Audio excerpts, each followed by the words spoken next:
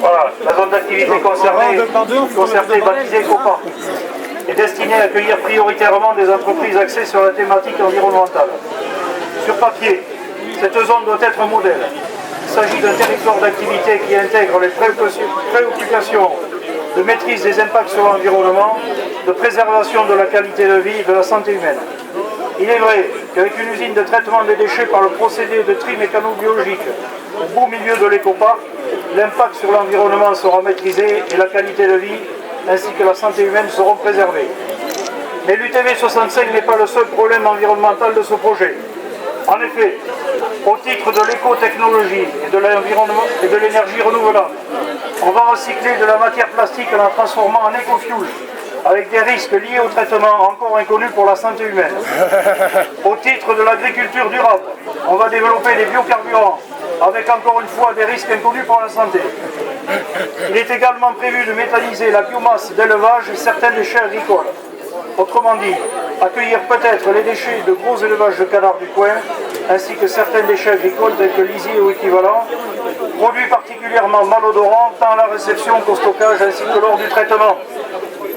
Il est question également de développer des bioproduits, lubrifiants, solvants et autres produits chimiques.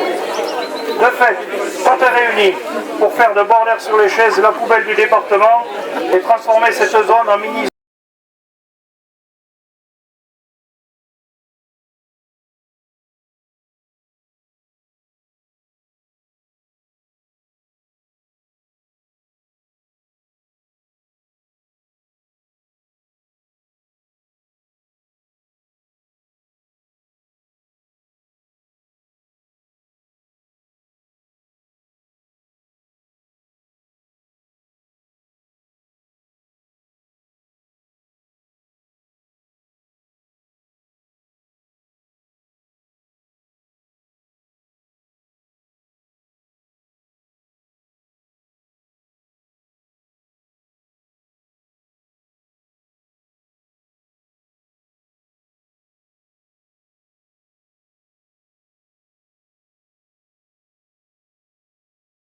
la desservir est engorgée depuis sa mise en service.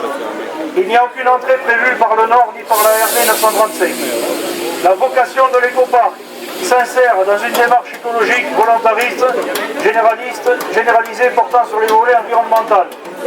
Mais la présence du captage d'eau potable d'Ours-Bénil, classé comme vulnérable, et situé en aval de la nappe accueillant les eaux pluviales rejetées, a constitué un point majeur de l'inventaire des problèmes liés à la ZAC écoparc.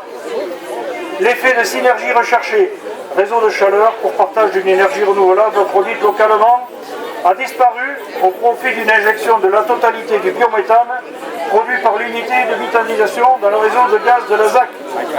Cette ZAC demeure donc dépendante de l'UTV 65 en matière de potentiel énergétique du site, car seule sa production de biogaz atteste du recours à des énergies renouvelables.